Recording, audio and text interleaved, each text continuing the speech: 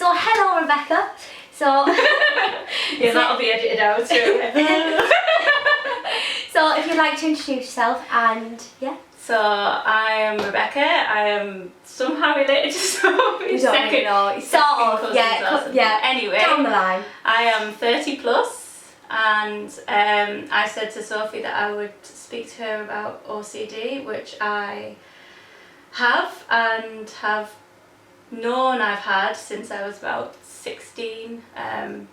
But obviously before that I didn't know what was wrong with me. I was just having lots of sudden issues, and that's what we're going to talk about today. Exactly. There we go. So Rebecca, you said it started when you were younger. When did that point start? Like, when did you know, hang on, something's not right here, why am I having these thoughts, why am I doing these things? So when I was really quite young, I always had issues with I always remember one thing that I didn't used to like doing is if going into like a public toilet. I didn't like if I didn't know the person that had come out, so I wouldn't like to go in, and I was worried, like I got overly worried about germs. See, when I was little, I had a weird thing, like I'd have to, when I'd go to a place, I'd have to go in a public toilet just see what I look like. I just really? like, yeah, just see what I look like. I was just nosy.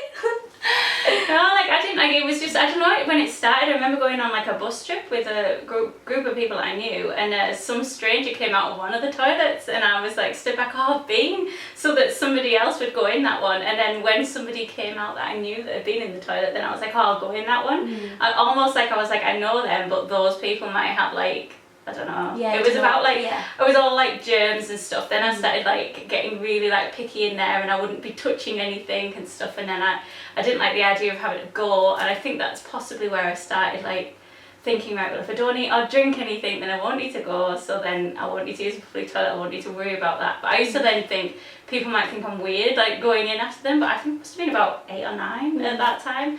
Anyway, that sort of like, I did that for quite a while. But that didn't really interfere too much, it wasn't that big of a deal. So Rebecca, when did it start to get serious? Like when were you at a point where it was like, oh, you can't go? So when I was about year 8, I think it was about year 8, towards the end of year 8, a lot of stuff had happened at school where, which I'll explain in a little bit, which will like be the triggers, but it's that like a few routines started to get in, things that I used to felt like I had to do or I couldn't change. So like my morning routine got a lot more strict. It had to be like the same things every morning. Things that I used to worry about mostly, the first thing was like my hair. I'd had to like wear it in the same style every day, which was just literally I just had it tied back at the bottom with a grip in it. Yeah. And it was the same grip, the same hair bubble, and it had to be the same. And at first, like that would be for however long that half term was, and then it wouldn't really change much, but it would maybe change like a little bit. But I was always like growing up, my face was changing, so a certain style that maybe suited at one point didn't suit. So when it actually clicked in that, oh, I can't really have my hair like this anymore, like you lost the clip or whatever, how, like what repercussions would that have on you? I didn't lose the clip. Didn't you? I was very careful because I knew, I was thinking like if I lose that clip, what am I going to do? So yeah, actually that was also another thing. I would like be panicking if things like that did sort of like change, but usually that's where I'd be like, oh, there's a bit of a relief, like there was a bit of a break, like and I could start something else. Usually be like, oh, I'll try. It's like it was things like I couldn't straighten my hair, and I was at an age where I wanted to start being able to you know, like to wear makeup to school and stuff, but then I used to think, no, that like if I wear makeup and stuff, I can't do that. And in my head it was sort of like, because I thought if I even try and look nice and I end up looking nice, and then that'll be like, there'll be something bad will have to happen to counteract that. Yeah, it's funny you say that, because I had that in my head like sometimes. So say if like I touched a certain thing, I'd have to touch it like a certain amount of times, because then I'd think that something bad had happened, or I'd have to do like rituals. One of my friends, every bus stop we go past, she always has to touch a bus stop, because then she thinks something bad's going to happen. It's strange little things that we tend to do that we think that there's going to be an outcome. Yeah, it's sort of like it's a bit like, because there's a lot of things that you can't really control. Yeah, exactly. So you try and take control in other ways. You think, well, I can control that.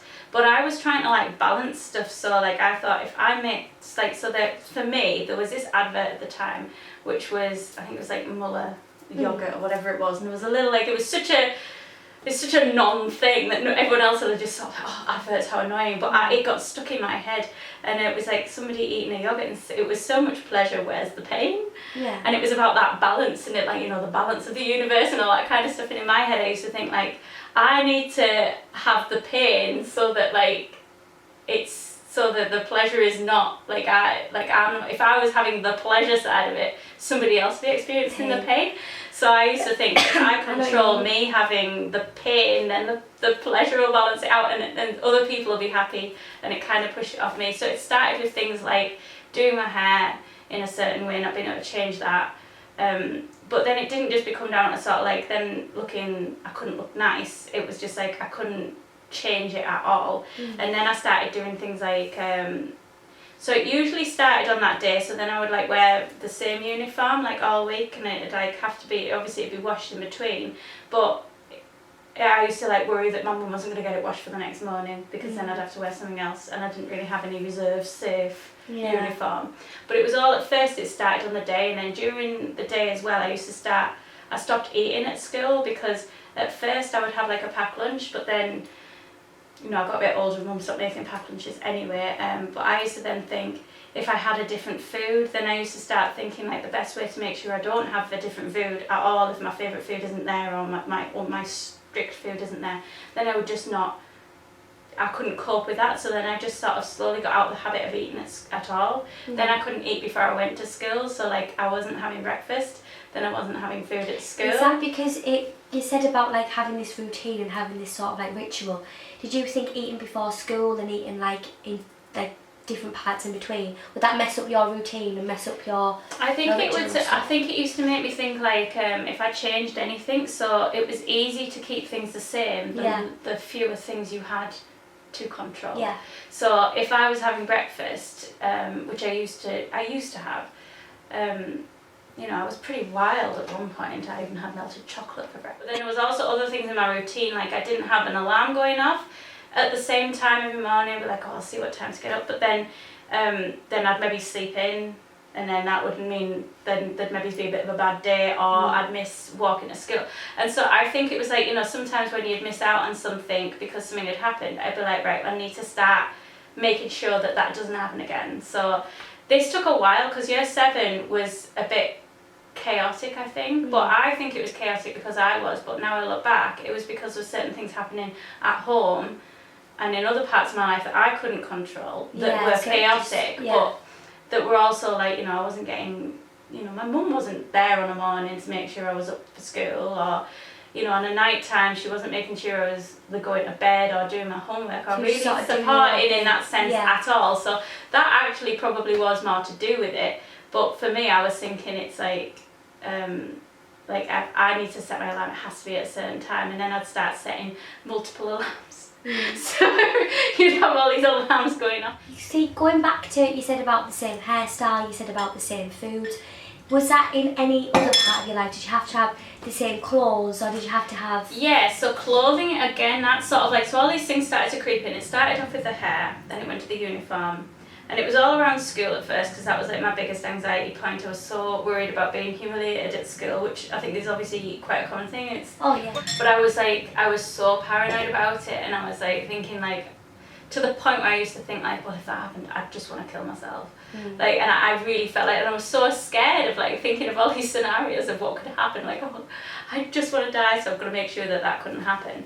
And I was also worried about, I mean, I'll talk about the other, like the side of like, you know, like being falsely accused of things. That's probably the main thing, but a lot of these did start just because I was worried about embarrassing myself with stuff. Going back to being falsely accused and stuff like that, was that within school, or was it in your home? That was both, you see. So there was like, I think this is why I sort of like put a lot of the triggers and things for this started when I was in year 7. So in year 7 I was kind of like, I felt like quite happy and normal. Like I said, a couple of things that I used to do when I was younger that were probably things that I would have eventually grown out of. I was paranoid about germs, but as soon as you find out about germs, it's something that, you know, and viruses and things like that. I mean, what we've just been through, I think kind of like was not easy for me, because I was kind of like, I was like, haha, I'm right. And all of these things that I used to do were things that are in what we've just been through, they're a logical sort of like way for dealing with it, but you can't live your life like that on a daily basis, because for the majority of the time, and particularly as we're coming out of this, these sorts of things are, you have to live with them. You can't like lock yourself away in a bubble. No, it's. But I was trying to live like that when I was younger. I was thinking, no, I can't touch this, I can't touch that. And because I didn't understand it too much, the word contamination actually is something that I sort of like took, like things were contaminated. And at first it was like because they'd maybe touched something that was, I mean, we were on holiday once, and when we came back on the plane, I remember this woman offering me an apple, a red apple. Worst thing you can offer a child who's watched Snow White, particularly a paranoid one. Definitely. Don't like apples. Yeah. I'm not surprised, especially from Snow White. So I remember that, and I was like really scared, and I was like, oh, just have it. I was like, oh, goodness. No, I'm not going to do that. Apple, she's trying to kill me. And I suppose there was always bits part of me that was like Did that. you eat the apple? No. Stupid. When I was in year 7, so just before that, we'd been to Florida. And before that, one of the things that my mum had said to me was, because there was some marks on the bath, like where you sort of, like the handle things on it was an old bath. And where the handles were, and they were all like marked. And my mum, like, you know, at first was like, oh, who's caused this? How's this happened? Yada yada yada. And then I was in the bathroom once, and I was trying to reach something off the top of the shower, and I stood on the sides where the handles were, and this was the first time I'd ever done that. And Mum's partner came in and caught me doing that, and she went, oh, it's you, look at you stood on that. I was like, no, this is the first time I'd ever done it.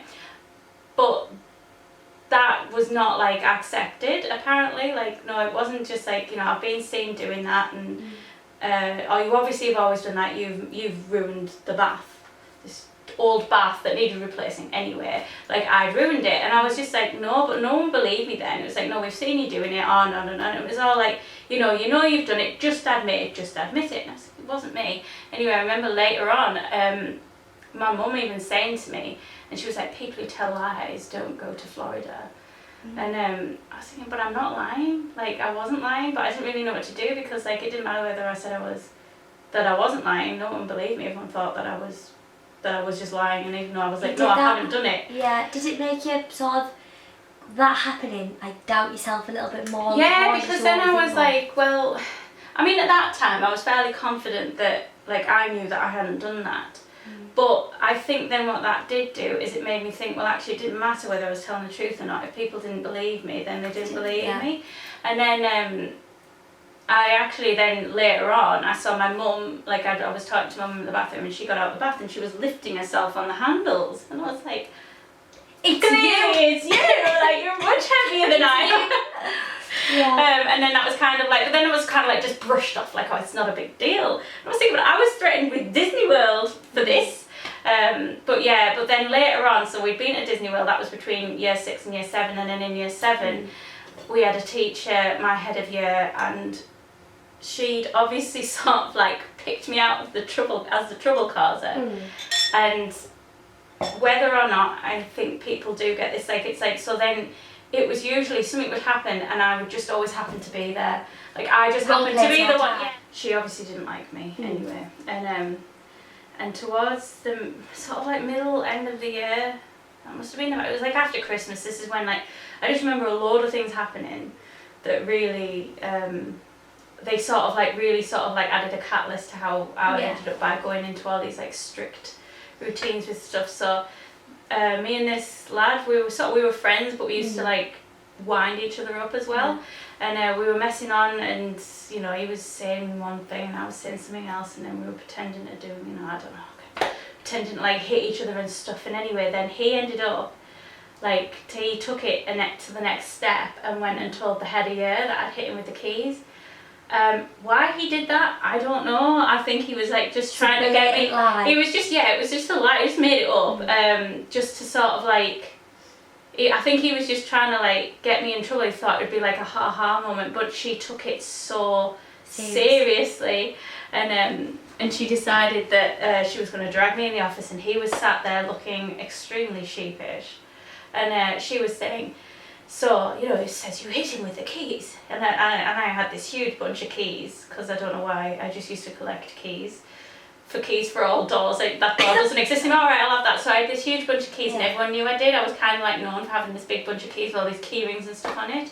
And she was like, look at it, you know, it could do some real blah blah blah, right? And that obviously worried me, like thinking you could do some real damage with those keys. You were already overthinking about bad things. Yeah, I was already overthinking about, like, you know, like, I was like at least starting to, like, oh, it triggered me worrying that I was gonna hurt other people, and so that sort of thing did it. Obviously that kind of played straight into my worry of, like, hurting other people. And I have this huge keys that I've been accused of hitting him with. By the way, no mark on him whatsoever. So if she's saying that you've got this huge bunch of keys, if you'd hit him with them, they're going to do some damage. Well, where's the damage?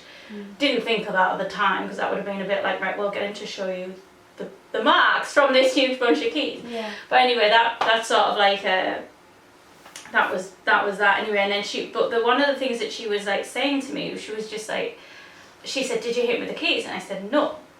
And then she was like, I'll ask you again, did you hit him with the keys? And I was like, no. I used to hate that about the school. But she wouldn't keep it. Yeah, exactly, that was it. And then she just repeated it again, and then she was like, you need to tell the truth. And I was like, well, in my head I was thinking, but no, it's the truth. Anyway, I said, oh, well, I don't know, I don't remember.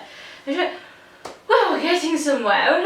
She's just, like, kept going on, and then when I admitted it, like, and then I ended up by lying to say, yeah, okay, I did, because she was never going to let this go if I hadn't have said, yes, I did, because she was just like, you did do it, but I want to hear it from you.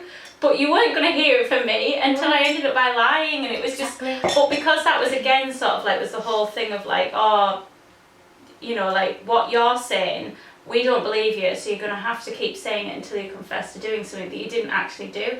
But that kind of, like, then made me more paranoid. I was like, why aren't people believing me? Why is it, like, when I say that something's happened? And I think then little things like that, the overthinking is one of those things. I started thinking, like, well, you know, what if something does happen? What if I'm accused of something? How am I going to prove that I'm innocent? So then I think I started to do things where I started to, like, really simplify everything in my life, which actually made it more complicated, by doing the same things all the time, because I thought, if I know exactly what I've done, where I've been, if I do the same things over and over and I don't change my routine, then I can't forget. You can't do anything bad or forget that you're doing I can't forget what I've done, because it's the same thing all the time. I won't be doing anything wrong. But it's impossible to live like that. But I was trying to. At first it was all just stuff to do with school. It would just be like, before I had school, same clothes, same uniform, worrying about that, not eating certain things. Then I did actually start thinking, right, well, I need to control what I'm doing after school if I've got school the next day. So then I ventured into having 3 safe foods, which was a cheese and tomato pizza, bachelor soup noodles, bacon flavour, and then tomato soup. Right. And they were the 3 safe foods that I could have. So that was all I would eat all day. So I'd come home and I'd have one of those, and then that would be it. Like, I couldn't have anything else. So did you ever speak to your family about this? Like, was it always stocked in these, like, 3 No, foods? they didn't. Right, they didn't know, because one of the other things that I used to do is then I started having. Because then I was also worried about, there was another incident actually, which then goes down to clothing, is my mum had obviously washed a coat and there was a bra in it, my bra, and I got to school, and when I took it off and I thought, what's this in my thing? And there was a bra in my coat. Like, well, now I would probably be like, what the hell is this bra getting here? And tell everyone. Now I was, oh my god, a bra! This is so humiliating. This can never happen again. Yeah. Like, what if it was a pair of knickers? Well, like, I was so paranoid about that. Yeah, so then I started, like, you know, like, I was thinking, right, well, that can't happen again. What I'll do is I'll make sure that I have so many, like, all my clothes are all neatly put away. I'll make sure everything's neat and tidy. So I got really, really clean, really tidy, just to avoid, like, anything being out of place. I didn't like certain things, like touching, like, even like clothes, like touching. So to me, the contamination thing. So if I had stuff from, like, weekend, everyday clothes, if they touched the school stuff, it was either going to mean all the bad stuff that happened at school would happen at the weekends, or if stuff so you from, thought like, that they, like, links? it would be like if they touched each other, then sometimes I'd get that thought in my head that it'd be like, well, that's a bad thing, because that means that, like, something that's maybe happened at the weekend is going to, like, affect something that happens That at is school. so strange you say that, because, like little things that happened. If I like think a thought in a certain situation, I'll overthink it that much and I'll convince myself that something bad's going to happen. Like when I used to touch certain things, or I had to do certain things in order for good things to happen. Like I had this thing where I have to think positively all the time, and it does really eat away at you. And now you said that, like the touching thing, that's crazy. It's mad. Sometimes like you don't even remember all of the stuff that sort of like comes out. I think one of the things that I used to try and do is why I started overthinking is it was just like, right, that hasn't happened yet, but if it does, I need to be mentally prepared for it. So if I overthink the situation to the point where I know if this happens that I'll do this, I'll react in that way, if this happens I'll react in that way, and then if this, and I'll be like creating like this mind map in my head, literally like a mind map in my head of like, so these are all the possibilities. I'd have to like overthink all the possibilities of what could come from a situation. Now, that's not a bad thing if you're planning for an event, like if we go on holiday, what happens if we need to get this or that stuff, and if you make sure, you don't just take one bikini or, like literally just 5 underwear. I mean, then it gets to the point where like I'll take like 20 pairs of underwear for a weekend away, and it's like, what do I think is going to happen? No, I know, like, because you don't know what's going to happen, so you need to be prepared for everything. No, I know what you mean. I mean, it's just like, so you start, but in your head, that I guess that's what you do in your head, you overpack for every situation, but it gets to the point where it's exhausting, and I think what that actually did as well is then I would only ever overthink the negative scenarios and how I was going to prepare and deal with them. And it got to a point where then I would be scared that they would happen. Then I would almost start acting like they had already happened. But some of these scenarios were like almost like fictional. They wouldn't even happen. No, I get that. I do get that. The most extreme, the most over the top soap operas, like they just sort of like are situations that, well, how on earth that, and then it didn't even like, so it'd be like, and then what if I do this, and I'd always be worried about losing control, like what happens if I have a moment of madness and I completely forget what I'm doing and what I've done, and something really major, catastrophic happens, and it ruins my life and everybody else's life, and then I start living like every single day that's what's happening. I feel like every single time I have an interaction with somebody that I've, like that it's not just sort of like, I mean, even just going past somebody and you see somebody around and I go, hi, then I think, did I say it in a funny way? I used to do that. I used to do that all the time, literally. Did they take that hi the wrong way? Honestly, say if like people might not have acted funny with me at all, but say if I was at work, school, college or whatever, and someone would like be a bit off with me, or might be just off with anyone, or just, I don't know, normal, whatever, I'd think, oh my god, they know about my overthinking, they know, like they just know that I overthink all these things. How? Sometimes you just got to tune into reality. Actually, that's one of the things that I was starting to like. So then it came down to cleansing. So there's contamination of things. So like if something from one part of my life touches something else, or something that I think is from somewhere bad, or somewhere I don't know. At first it was about germs. Then it became like thought contamination. So like it even got to the point where if I had a certain thought wearing a certain item of clothing, I literally ended up by having that thought every time I had that item of clothing on, to the point where I couldn't wear it. Then it couldn't touch anything else because it would contaminate the other clothes, and I would remember what it had touched, and I'd be overthinking this thought, which should have just been a thought that I'd think, I don't feel that way, that's not something that I think of, and then I'd be like, but it was in my head, so does that make me a bad person? Oh my, that's just getting rid of stuff. That is the same with me. So when did it actually start getting dark then? Like when did it start getting really deep, the overthinking and the rituals and stuff like that?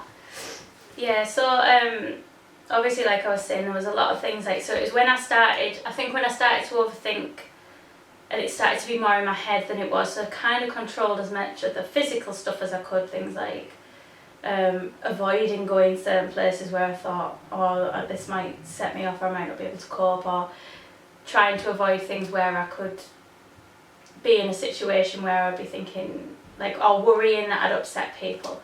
But then what started to happen is like, so I started to then be more and more isolated.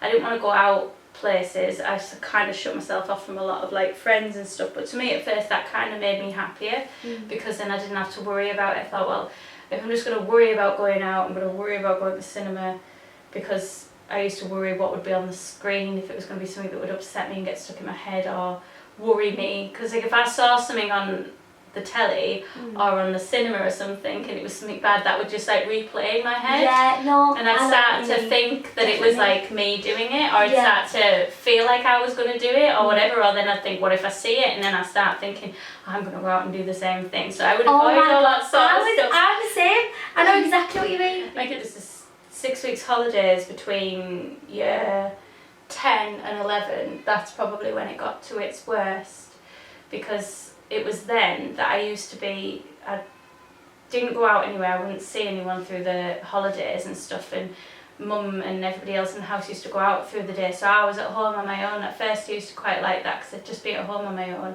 and I was able to do my own thing, and I wasn't causing anybody any problems because I didn't see anyone. But then I started to really get, because I was so isolated, and obviously I had like a few issues with like I wasn't eating enough and stuff, which was then making like my brain tired as well, I guess, as being physically tired. I used to start thinking like, I know I've been in this house all day, but then I'd start worrying that I hadn't, and that maybe I haven't been in the house all day, maybe I've gone off and done something, and you know, like what if I've committed all these things that I forgot, and I'd start to get really upset about it. And I started writing down what I'd been watching. So I used to watch like Nickelodeon, so it'd be like, right, well, I watched from 12 till 12:30, I watched this episode of Sister, and I knew that it was that. So I'd sit there and I'd have to be remembering and making notes of everything that I'd been doing through that day, in case like I was going to get accused of doing stuff, and because I had no witnesses. So I'd start thinking like this. Going back to having that doubt and people saying it was you when it wasn't. So I was like trying to find all these ways up, but I was starting to doubt myself as well. I was starting to doubt that like I wouldn't even, like, would I even know? Like, you know, so it was like if somebody accused me of something, I'd be like, no, I didn't. But then I'd be thinking like, did I? Like if they're asking me if I've done it, maybe there's a reason why. Do they think that I have, or is there any evidence to prove that I have, or that evidence pointing towards me? And it would be over the most extreme things, and I ended up by starting to watch, like I'd be checking the news channels and stuff to make sure nothing in the area had happened that was unexplained, or that they didn't know. And like as soon as I'd see like something on the telly that said, oh, there's been a crime committed, I'd instantly start feeling like guilty, thinking like, was that me? It was like really extreme. Like, so you'd be sitting there and watch the news and be like constantly checking. Have they caught the person? Like, and you know, is there any witnesses to say that it was somebody that definitely wasn't me? Like, and I knew that I hadn't done these things, but I was really starting to doubt myself, and I honestly feel like I was starting to like literally starting to like go a bit crazy, because I wasn't trusting anything I was saying. I certainly couldn't tell anybody. I couldn't express this to people, because then if people say like, why would you feel guilty if you've got nothing to hide? But it's not like that at all. It's like I'll instantly feel like it's my responsibility that something's happened, even though it's nothing to do with me. It's intrusive thoughts, isn't it? Like all these bad intrusive thoughts that you have, you think that they're somehow going to come out into the world and cause all these bad things to happen and going to cause these people to turn against you. In actual fact, that's not how the world works. Yeah, and I think actually what you say there about like the intrusive thoughts, so that's like one of the things where you'll get like these thoughts that you're trying not to have, but because you're trying not to have them, you end up having them more. And you start to convince yourself you've thought stuff when actually you haven't thought them. And then you'll be like, well, what's the worst thing you could think? And so then you start trying not to think of the worst thing that you could think, but then you start thinking it. And then you feel bad and you feel like a bad person. And then with me, when I get to that point, now I feel like a bad person. I'm like, well, if I'm thinking that, something bad's going to happen. And then any inconvenient bad thing that happens to me, I blame myself, because I'm like, that's because I thought that on that day. That's because I did that on that day. Yeah. And it's a horrible thing. One of the things I used to get really frustrated with was I'd be doing like certain things that people would get frustrated with me. So I'd be doing something that I was being compelled to do. So that's one of the things with like obsessive compulsive disorder. You've got the obsessions, which are the things that you obsess over, that you overthink. that you give more attention than they need. They take up much more of your life than they should. So sort of like you have a thought that's bad, and instead of just being like just thought and then just let it go, never think of it again, you start thinking, why have I had this thought? Where's it come from? Or something will happen and you have to get really into it. So you get obsessed with stuff. The compulsions are things that you feel compelled to do, and usually the compulsions are something to sort of like ease the obsessions or to limit the impact of the obsession.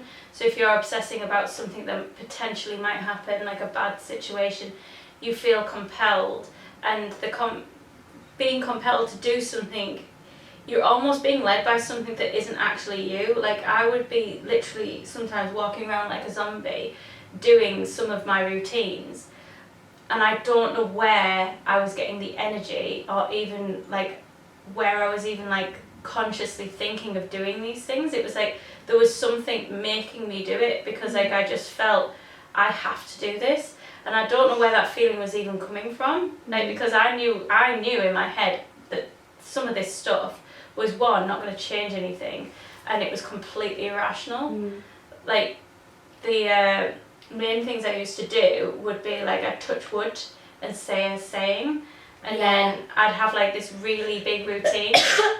Again, that was something that started off in a morning where I'd be like, if I just touch wood in the morning and say my saying, then I can go out to school and I'd feel a bit better. And then it got to the point where I'd be in school, I'd start to feel a bit anxious, like saying it in my head, and people would be like talking to me, and I'd be like, I get that. See, Rebecca, why aren't you listening? And I'd be like, I would hear them, but I'd be trying to get this saying out because I'd be having to do it so many times, and I'd be getting really frustrated. And I couldn't say it, I'm just touching wood to counteract a bad thought I've had, or whatever, like, because I'd sound like I honestly thought that like if I told people what was going on in my head, I was going to get like, you know, like carted off. That's why for so long I didn't tell anyone. Like I kept it myself. Like I'd had these thoughts, and I'd be like, I'd convince myself, oh my gosh, like, I'm a freak, like I'm a weirdo. I'd look at everyone around me and I'd think, you're not thinking any intrusive thoughts, you're not thinking how can you be so normal?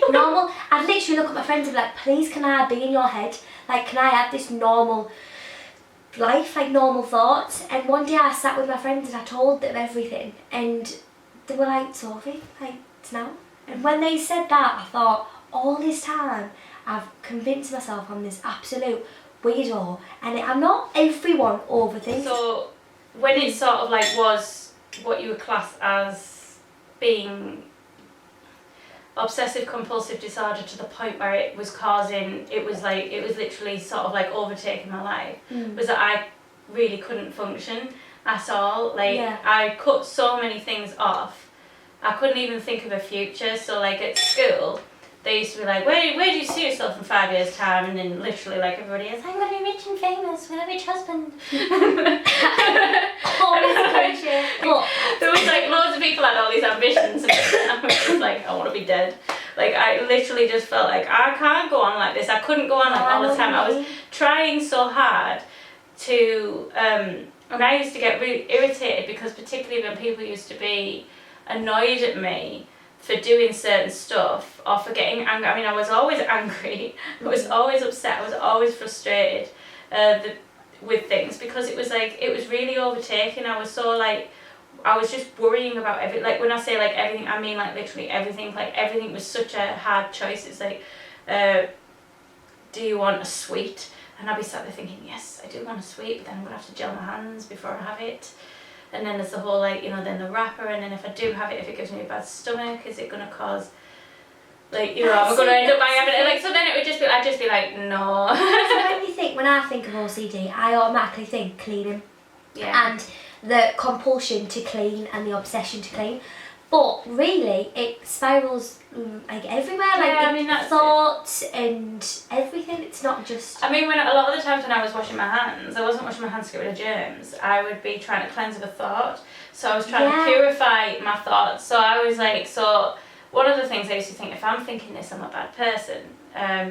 But if I then clean, like if I get rid of that thought and clean my hands, then the thought's gone. And then I've kind of like washed it away, and it's sort of like it was I guess it was almost symbolic to be washing my hands, but I would be doing that. But I ended up by doing that to the point where like then I was so worried, I was scared about having, like I was scared of my own head, like what thought's going to pop in now. And then something would come in and then I'd be like, right, I'm going to touch my hands again. So then I got into the routines, and so the touching wood thing, it started off with just touching wood once before I went to school. Then it started being like a full routine on the morning, which used to take an hour to an hour and a half to do. If I did it wrong, I'd have to start again. And I'd be just going over and over and over that, and then it spanned into on the night before. So like it started the night before, like going to bed. So Sunday evening when I went to bed, and I've had my safe foods on the day, and then I go to bed, and my routine would be watching. It used to be just watching Friends, like not DVDs, way before DVDs, VHS. Well, it wasn't way before DVDs, but DVDs were sort of like, that's what you had on the TV downstairs. Upstairs I had a VHS, and I had Friends on a VHS, and it used to be just watch that particular video. And then my routine got so tight, it ended up by being literally the same half of an episode turned off at the same place on the same volume, which was pretty quiet because I didn't want anyone to hear that I was watching the same thing over and over again. Because if somebody heard me and they were like, why are we hearing the same thing over again? Like, there wouldn't be any support there. I would just get laughed at for it. Because when they saw that my drawers were organised, they laughed at that. And when they'd notice that I'd be going to the bathroom, because I used to go to the toilet like 5 times on a morning, because I used to have to go to the toilet, do my routine, go back, and I used to do that 5 times. And going to the toilet was part of my routine. I mean, it's so difficult to go to the toilet when you haven't had a drink and stuff like that, and obviously to do that discreetly. And if I didn't go, like, I would feel like that routine had failed, and I'd get really paranoid and upset.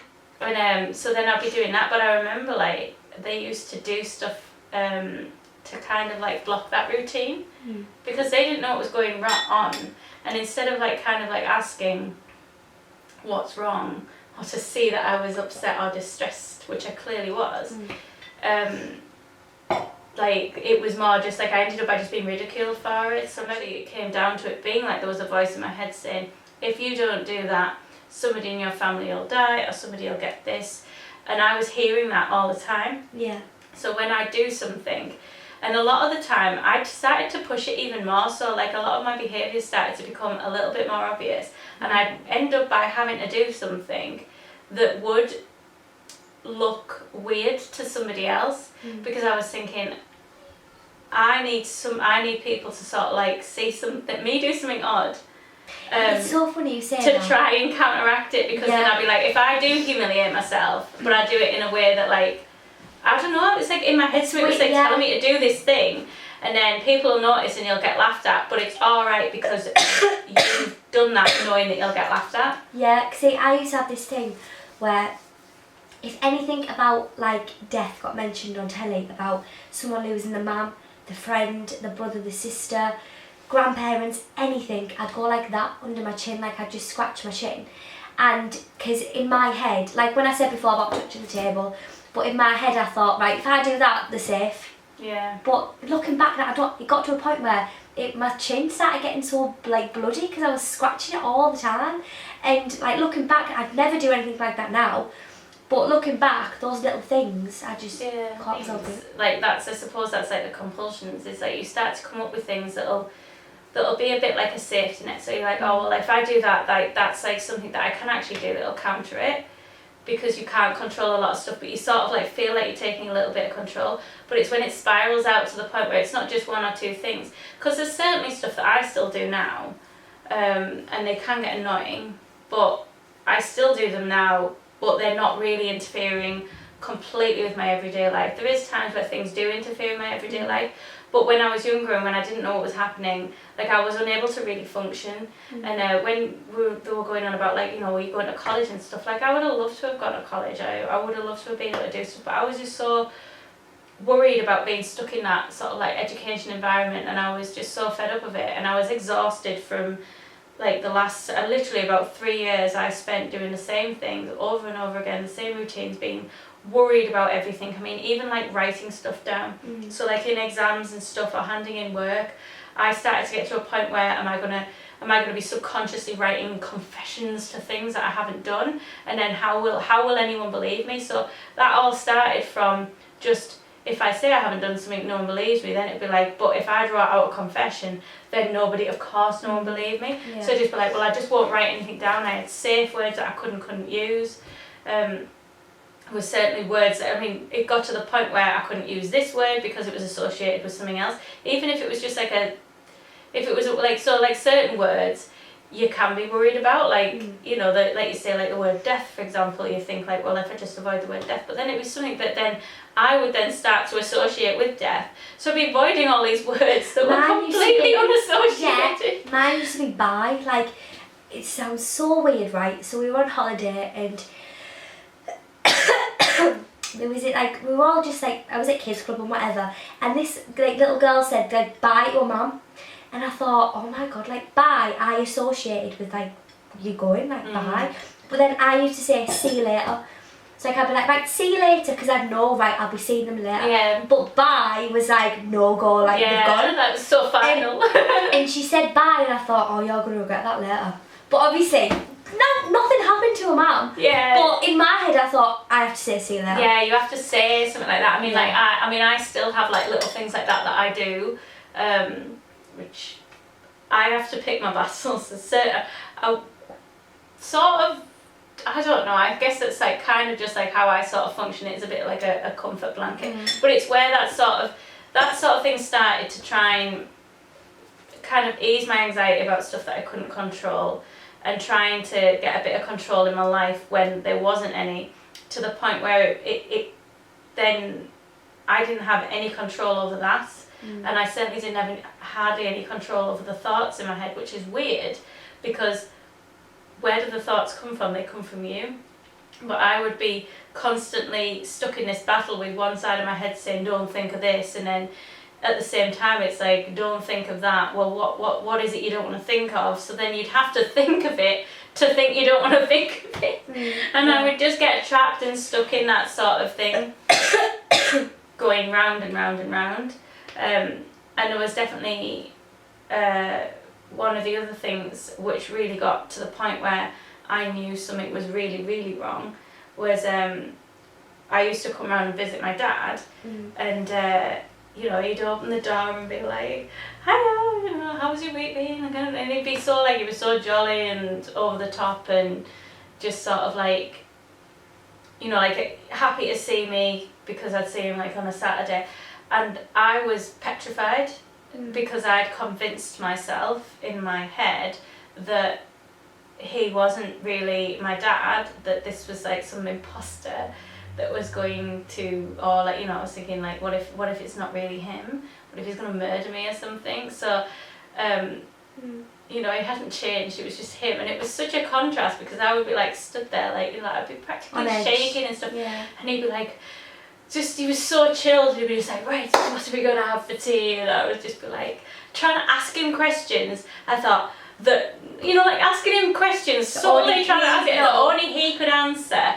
And then eventually after a little while, I think because he was such a calm, relaxed person, and he was so upbeat, and I was away from, you know, like the stuff that did used to cause me, like, you know, that was an emotional issue, which was, you know, like when I lived at home, I'd come to my dad's, and I think that part of that did help. I'd start to relax, and the more I relaxed, the more I felt at ease and more comfortable I felt.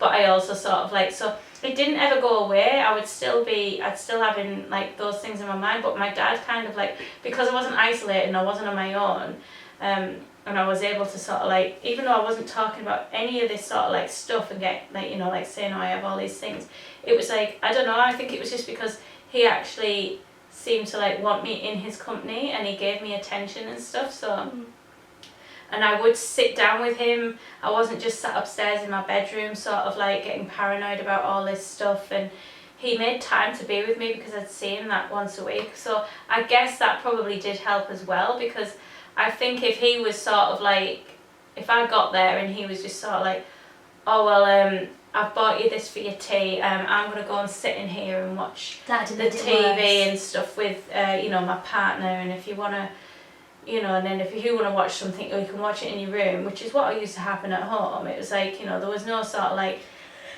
you know, I wasn't really included with much stuff. Yeah, that's the thing, isn't it? Like, when going through things like this, family should be such an important thing, because if your family's supportive, then you don't feel so alone with it. You don't feel so like, now that I know, like, obviously we're family, and now that I know you've been through it, I don't feel like weird or daft anymore, or, you know, out the way, like, because everyone goes through it. And I feel like if you'd have had that support as well as your dad, maybe then it might be a little bit different. Yeah, I mean, it wasn't even just like, because that wasn't even just even talking, that wasn't even telling him what was going on. I mean, I suppose in some ways then I used to get worried if I tell him, then he'll think I'm a freak. Do you wish that you did tell him? Now I wish, yeah, I do now. I wish that I had told him what was, I wish I'd been a bit more open with him about my anxieties and worries about stuff. Because I think if I'd have said them out loud and not just in my head, one, I would have found out that, like, obviously a lot of other people have had similar things, and even though I was going to the extreme with it, to the point where, like, I was, like, literally so paranoid, I didn't even trust myself, I didn't trust my own judgment, I didn't trust my own mind. I used to feel like stuff that I'd invented in my head would just as much reality as the stuff that had actually happened. And that goes to say as well, like, I don't think I could tell the difference between what was real and what wasn't at one point. Yeah, no, I know exactly what you mean, because sometimes you do need to tune yourself back into reality. And it goes to say, like, if you talk to people about it, you feel so much better and you feel like not on your own. Like, now I've spoke to my friends about it, and I've spoke to you about it, and if you open up, you do feel so much better, like you're not alone. If you overthink, if you have these worries, it's completely fine. You don't need to be diagnosed with it, and everybody goes through it. People might not say they do, but they do. So, where did you go to get help, and when did you think, right, it's actually starting to get better now, I'm starting to deal with it? So, I think after I left school, I thought all my problems were just based at school, and that was that once I left school that would be it, that I would be able to sort of like just be normal. I wouldn't have to do my routines because I wouldn't be going to school, so I wouldn't have any of the things that I was worried about. But obviously that didn't happen. The actually staying at home on my own, the watching the news and being paranoid about doing all these things actually just got worse, because the more and more isolated I was. I think like the biggest thing is actually it was the isolation of it all. I was just in my own head, and I was on my own so much. Like I say, it was only really going around to my dad's on a weekend that I actually had any sort of like proper interactions with people where I could actually let go, or like, you know, like not even be just thinking about stuff. I would just sort of like not be trying to control my own thoughts because I was distracted by, you know, just spending time with somebody else, which I think is actually probably one of the biggest things that actually made it get worse for me. I didn't have a safe haven at home. It was like actually a lot of that used to make things worse. As awful as it sounds, but yeah, that was probably, I was probably worse at home, which is why I think it got to the point it did. Anyway, I'd decided I wasn't going to go to college that year. I needed to take a year out. I was kind of like hoping or thinking, I didn't want to be here. It wasn't that I was like, you know, sort of like desperately sort of like sat there like saying, oh, I want to die. It was just like, I didn't want to be here anymore. It's because I was too tired. I was exhausted from doing all the routines all the time, and the overthinking was tiring. I wasn't sleeping properly, I wasn't eating properly, and it was just exhausting to be here. So it wasn't like I had sort of like, you know, some dramatic exit planned. I just wanted to just fade out of existence. And then I couldn't hurt people anymore, I couldn't upset people, I couldn't ruin people's lives, and everybody else could just get on with it. But then you do always then hear about, like, you know, somebody would like commit suicide or something. don't know if you can actually put that on there, but you know, if you heard about it and people are like, oh, it's such a selfish thing, the people it leaves behind and stuff. So then my escape, I couldn't even have my escape because I was like, I wanted to escape from hurting people and ruining people's lives. But then you hear, well, if you do that, you're going to hurt people and ruin their lives. I felt trapped. I literally felt trapped. I wanted to do it to help other people. I thought, but if I'm not here, I can't. Everybody else's lives will be so much better without me. I literally used to think that, partly because that's the impression I got from being at home. I felt like, and essentially at times I was pretty much told that I was the cause of problems. Anyway, I remember sort of like getting to the point where I ended up by getting a job, and I started to think maybe things will get better with this job. It didn't. My routines started to follow me. I just come up with new routines around the new routine of the job. I started to go back into my old ways, my old habits, because it's like a comfort blanket. You think like, oh, something will happen, and I'll think that's because I need something. I need a routine to counteract that. I need something to do to counteract that. I need something to ease that anxiety. And I was just so paranoid all the time. I ended up by just getting worse. So when I started college, and college is actually probably where it started to get a bit better. So I was at college, and whilst I still ended up with my routines and stuff, I actually... Do you feel like you were a bit busier? I was a bit, I actually ended up by thinking I was doing so. I'd started a new thing, and over the summer holidays, I think it must have been before I went to college, I'd seen something on This Morning, and it was about a woman who had this thing called OCD. And she started explaining it, and she was probably, at the time, she was probably about my age, that I am now. And she was talking about her diagnosis with the OCD and her experience and how it had basically ruined her life and got into every single part of her life. But all of the stuff that she was saying, I was thinking, you could relate to. This is me, this is what I'm like. And then I sort of like, you know, went on to the primitive internet we had at the time. We sort of like, you know, load it up, let's go make a cup of tea, oh, the baby's loaded. So it wasn't really, you know, like, it wasn't like at your fingertips just yet, but I managed to get on there, and I looked up this thing called OCD.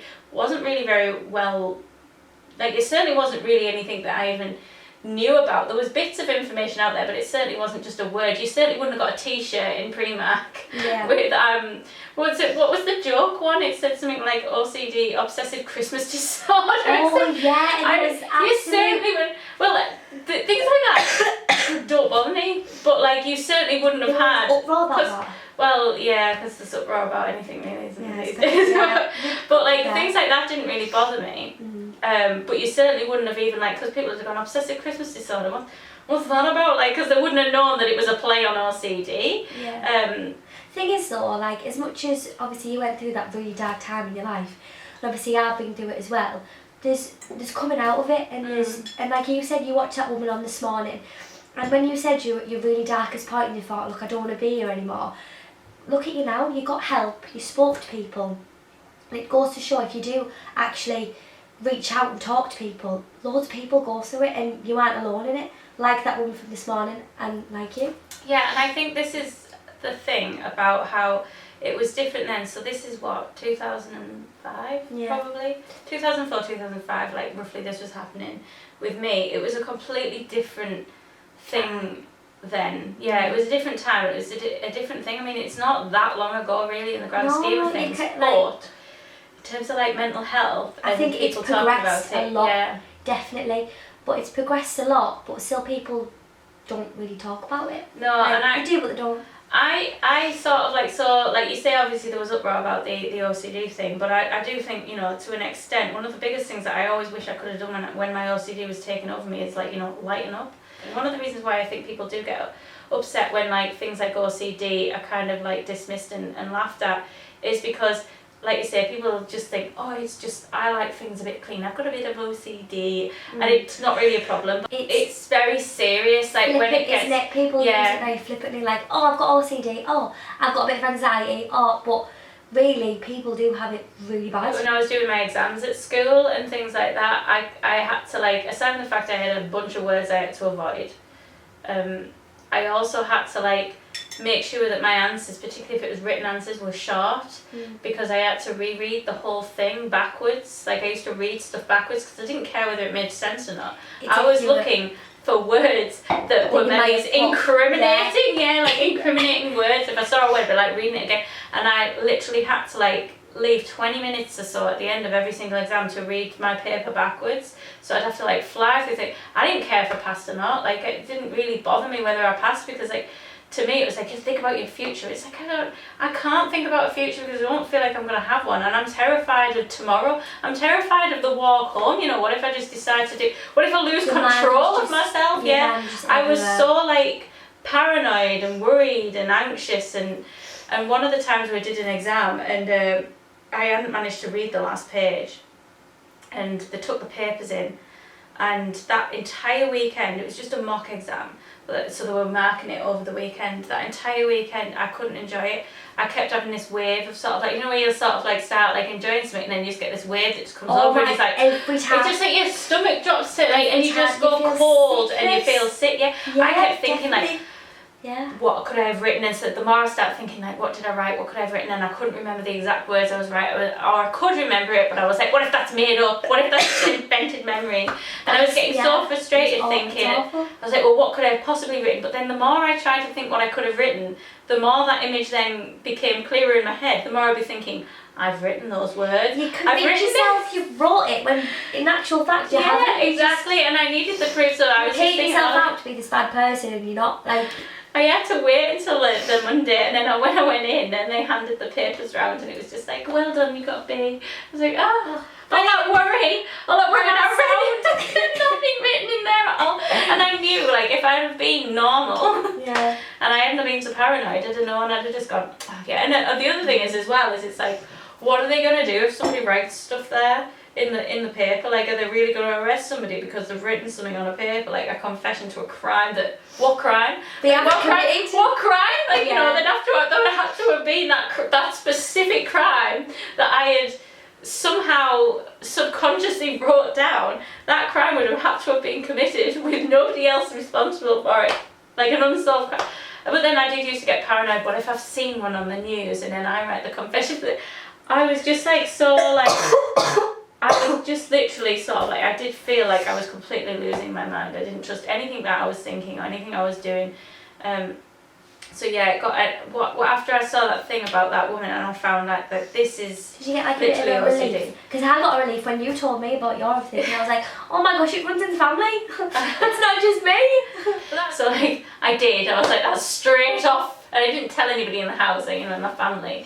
I just went and I told my doctor, and I sat there and I was thinking, right, and I was going to explain it really calmly and collectively, and then as soon as I got in, and I just was like, I think I've got OCD. It was like, as soon as I started talking to a counsellor, which is where the GP sort of like, was like, well, this is the first step. I was under 18, so like, we don't normally like to medicate under 18s, try counselling. I thought, I will try anything. I was just relieved, one, that it actually had a name. So actually, as soon as I actually realised that it wasn't just me, that other people had it, a lot of the stuff did ease. It didn't go, but there was a bit less stress and anxiety and definitely. Because there is places and fear, because I was scared of like what was going on. I thought, why is this like you said, why is this my head? Why, like, you know, is it because I'm really really bad person and I'm you know, trying to kid myself that I'm not? But I think when I realised that it was a condition and it was a mental health issue and it was caused by so many other things than just like literally me being diagnosed as a bad person, then I think it sort of like did relieve a little bit of that stress. And then I remember when I started college and stuff, I was still doing certain things, but it was about a month or two, well, it was probably a bit later on, that I actually started to go and see a counsellor, and I was like actually talking about my issues and getting them out there, and I was actually not really afraid to say stuff, and it was just somebody who listened. The counsellor was just somebody who listened. They give you bits of advice and stuff, and they'll say what they're hearing, and then you can say, well, whether that really is true or not. I think counsellors especially are brilliant, because at the end of the day, there's someone who isn't in your life, they're an outsider. Because my friend said to me before I went to see one, or I didn't see one, and I just thought, no, I was so like against it, like everyone will think that I've got something wrong with me, like no, I'd be embarrassed, humiliated, whatever. And there's nothing to be embarrassed about. Like you're going to talk to someone about your problems, and it makes you feel so much better. Also, obsessive compulsive disorder is obsessions, compulsions, and it's a disorder. Like you can have, and you can be just more obsessed with stuff, and you don't necessarily have the compulsions, and then sometimes you can get the compulsions without too much obsession. But it basically is just a mental health, like like a disorder, and it's mainly based around like anxiety and things like that. But it can be linked to lots of other things. But it's a spectrum, and it's gonna, like, people might have like experienced little bits of it, and some people it's completely debilitating. And I think the people who end up going towards a more debilitating thing, that's when you definitely probably need to seek professional help. But you can sort of stop it from getting there by awareness, which is a good thing. Exactly. But I remember I used to tell people I had OCD and just assume they knew what it was. That they knew that if I said, oh, I have OCD, that they'd be like, oh, right, okay, and then know my experience, which obviously, of course, they wouldn't, unless they actually had it themselves. But there's a lot of people who say like, oh yeah, like I have it.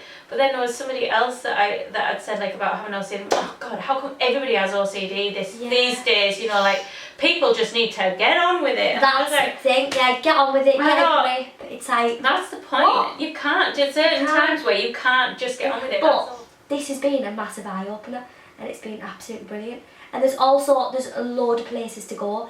There's places like the NHS website. There's places like a charity, Mind Charity. I actually teamed up with them to do a documentary about mental health before. They're a lovely organisation. Like I said, the NHS website, Young Minds, help guides online, and there's loads to do. And there's, like I said, there's different types of OCD. Checking things, contamination, symmetry and ordering things, intrusive thoughts, hoarding, the list goes on. So don't ever sit there and think, oh my gosh, I'm a weirdo, because you're not, because everyone goes through it. But thank you so much to Rebecca for sitting and telling us all the amazing facts about OCD, how to deal with them, and sharing her story as well, which has been really interesting. I've learnt a lot, hopefully you've learned a lot. And hopefully you've learned a lot too. But thank you so much. I'll be doing more videos like this. Please leave a like and subscribe if you want more. And there's loads of places to go online for OCD. So thank you very, very much. And I will see you next time. Bye.